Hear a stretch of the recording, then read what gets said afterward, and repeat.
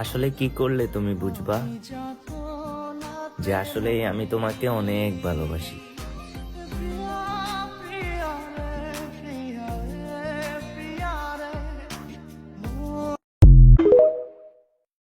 ছেড়ে যাওয়ার আগে প্রিয় মানুষের শেষ কথা কি ছিল? ভালো থাকা কেড়ে নিয়ে লিখে দিয়েছিল ভালো থেকো।